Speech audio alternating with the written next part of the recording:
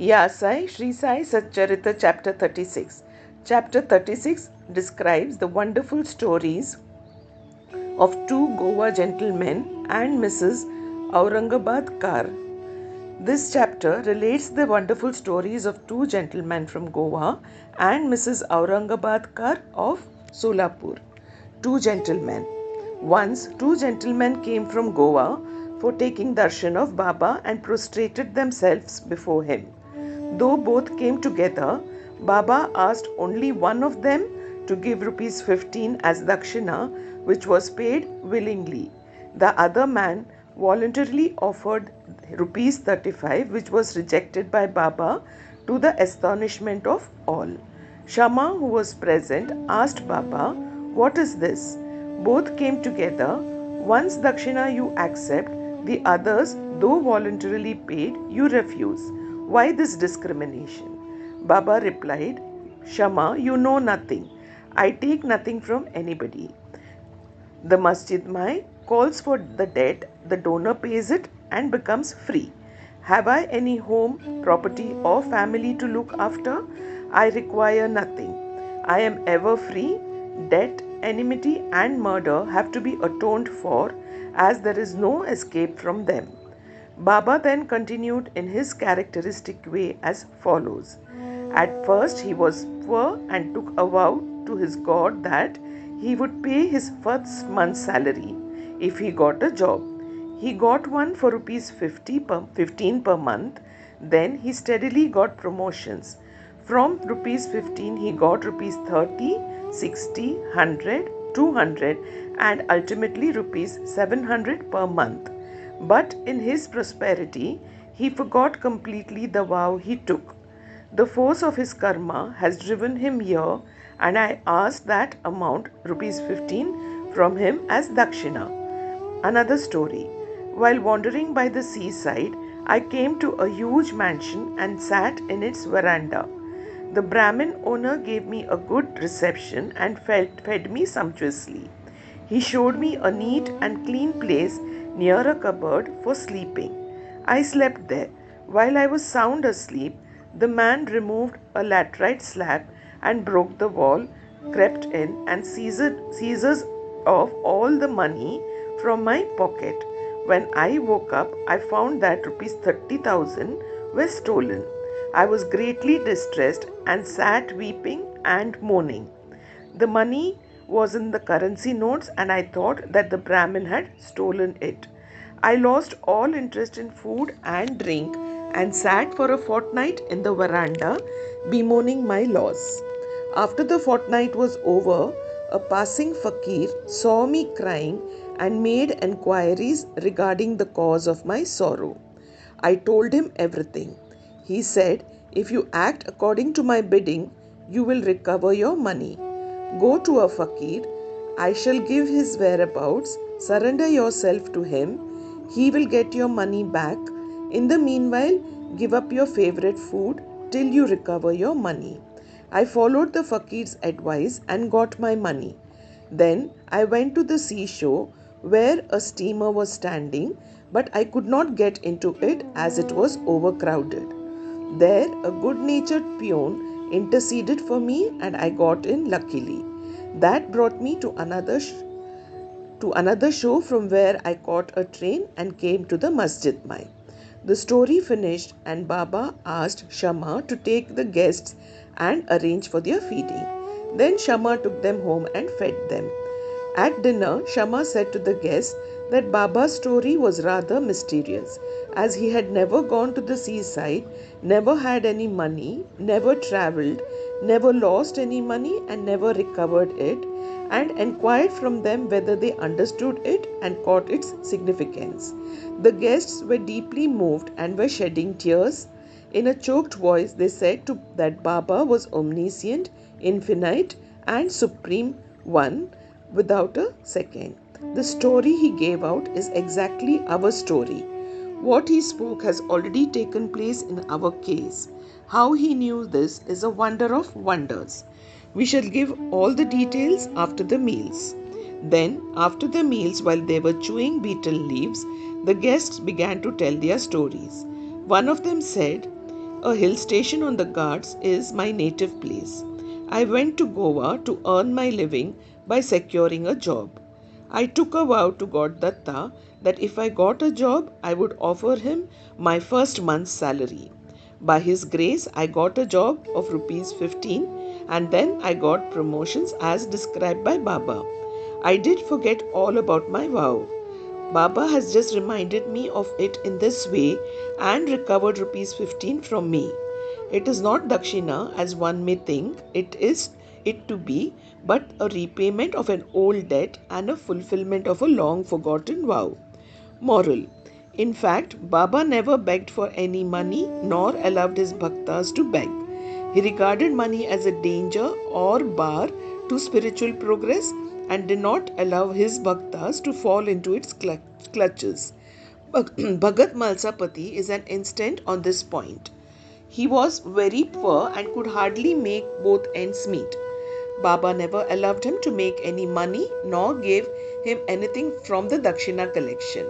Once a kind and a liberal merchant named Hansraj gave a large amount of money to Malsapati in Baba's presence, but Baba did not permit him to accept him. Then the second guest began his tale.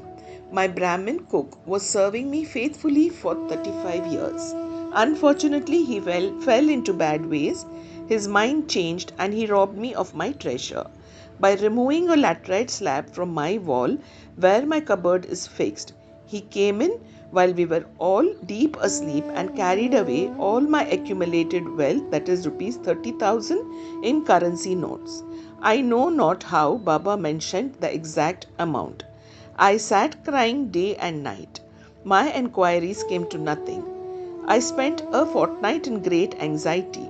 As I sat on the veranda, sad and dejected, a passing fakir saw my condition and enquired of its cause, and I told him all about it.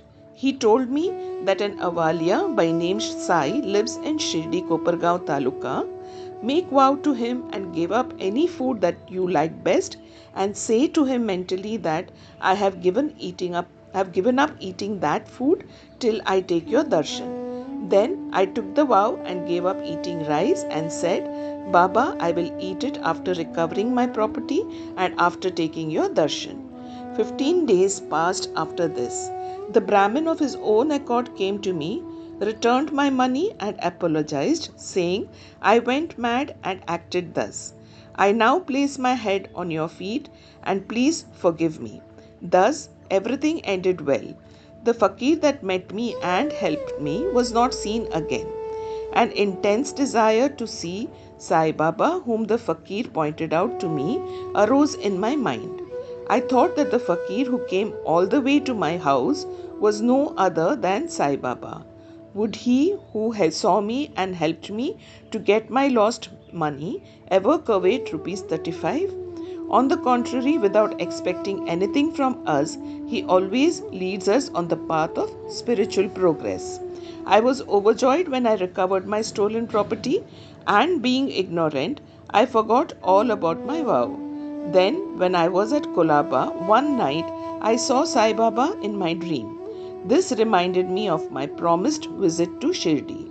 I went to Goa and from there wanted to start for Shirdi by taking a steamer to Mumbai en route. But when I came to the harbour, I found that the steamer was crowded and there was no place.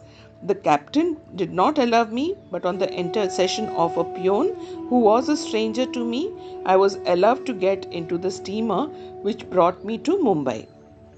From there, I came by train. Surely I think Baba is all pervading and all knowing.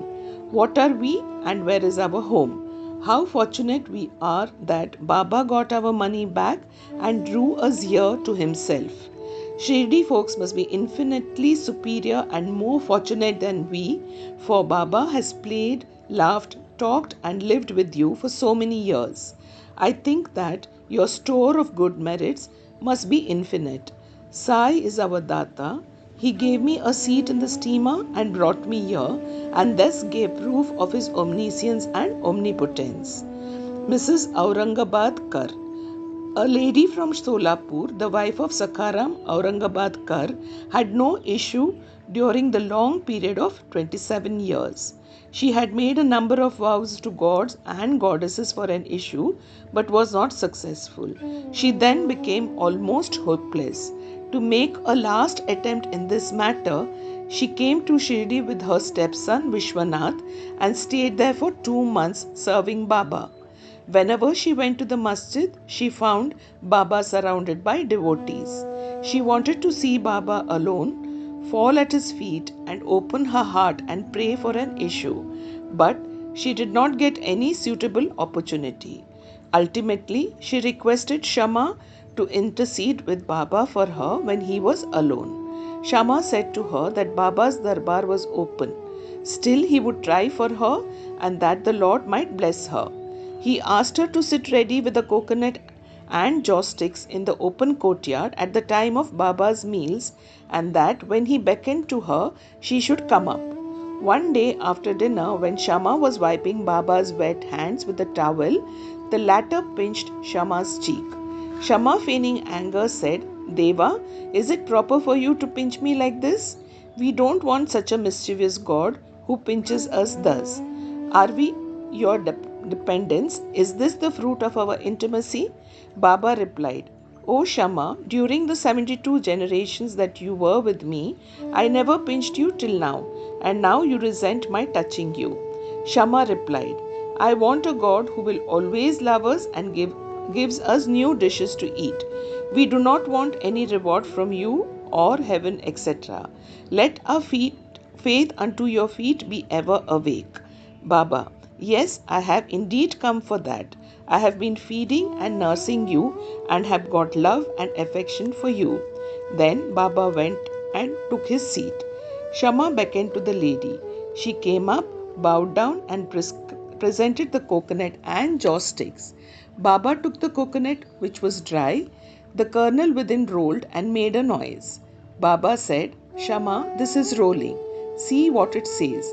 Shama: "The woman prays that a child should similarly roll in her womb. So please give her the coconut with your blessing." Baba said, "Will the coconut give her any issue? How foolish people are to fancy such things." Shama said, "I know the power of your words and blessings. Your word will give her a series of children. You are wrangling and not giving real blessing." The parley went on for a while. Baba repeatedly ordered to break the coconut, and Shama pleaded for the gift of the entire fruit to the lady. Finally, Baba yielded and said she will have an issue. "When?" asked Shama. "In 12 months," was the reply. At this, the coconut was broken into 2 parts.